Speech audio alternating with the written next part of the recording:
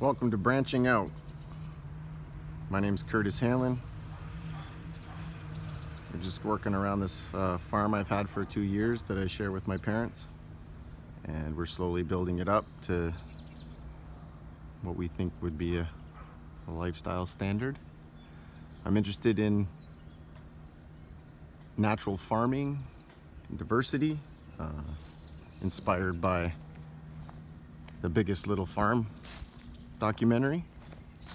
I don't have 200 acres, but I do have 12 and a half, which 7 of them are being used at this moment.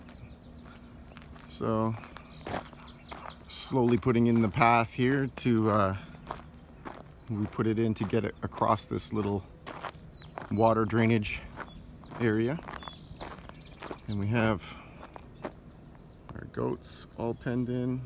That's a new pen, new paddock. There's I don't know if you can see her, but there's Gracie back in there.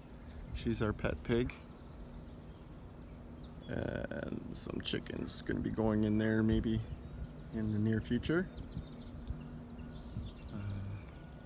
Again, these are the goats. I'm interested in growing fruit trees. I like fruit. I like fresh anything, really. This used to be an old orchard that was neglected for a very long time. So we came in, like I said, two and a half years ago, and we started cleaning it up. And yeah, I guess one thing you could say is the ticks that we had in the beginning were extremely annoying. And now, since we've cut the grass and put in the path and stuff, I don't see them too much unless you get into the really long stuff for too long.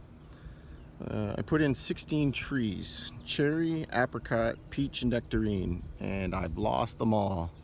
Well, not all of them. I've lost the 4 cherries. I think there was a frost that I got just after I put them in, and they really took a beating. See, I have an apricot over here. These are the cherries there. This is cherry right there. This is apricot. I've only got one stem that kind of survived on there, but she's surviving, so I'm hoping she'll take root. But see, I got another one over here that just died. And then I got one here. It's got some damage. I had some caterpillar issues, but you know, soap and water.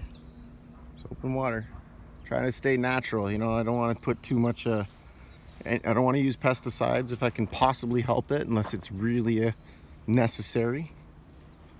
I don't think there'll be a time it'll be that necessary. These are, I believe, the peach right here.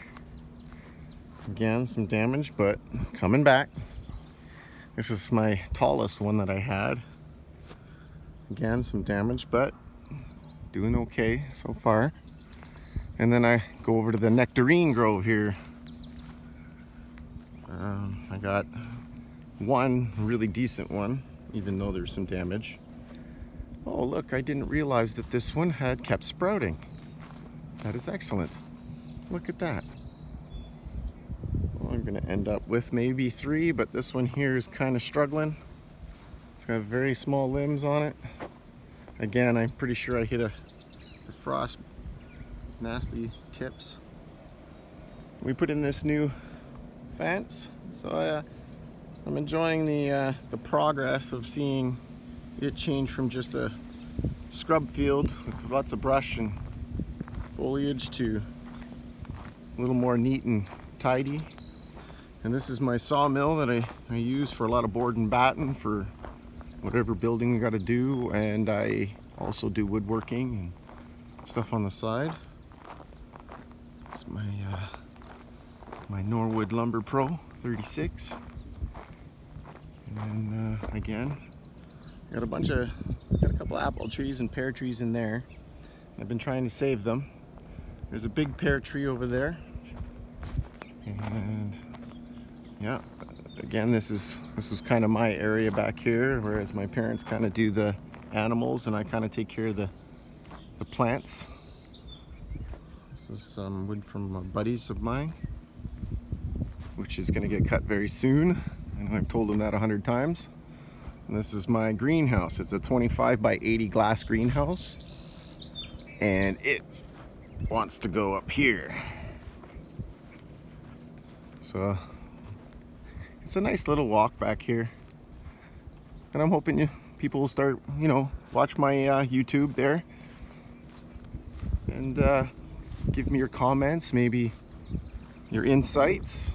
I'm trying to, we do raise animals to eat them, and I'm hoping that's not any backlash towards any animal rights people.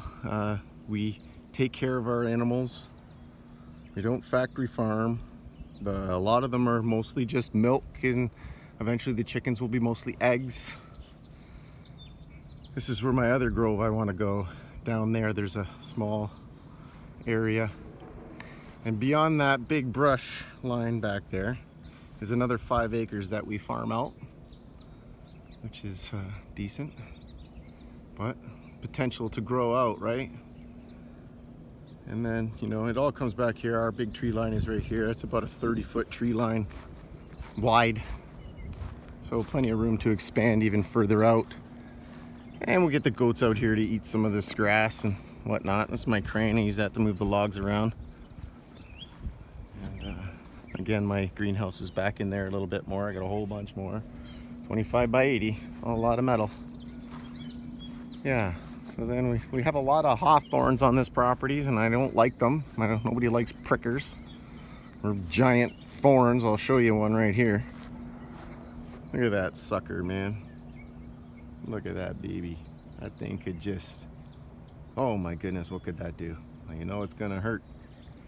So yeah, they're slowly coming down a bit at a time. Again, some walnuts that I kind of haven't got back here yet to start clearing out around it to make sure it gets as best it can. Probably give it a little fertilizer just to kind of give it a boost. Because I like trees and I want them to grow big and strong. If they get big enough in my lifetime, I could cultivate them and grow again, which is what it's all about. And that's our pear tree. It's probably the oldest one next to the one down by the creek, which I'll take you next time. All right. And here, this is just the back part of the paddock, and then the barn's over there, our old car and poop spreader.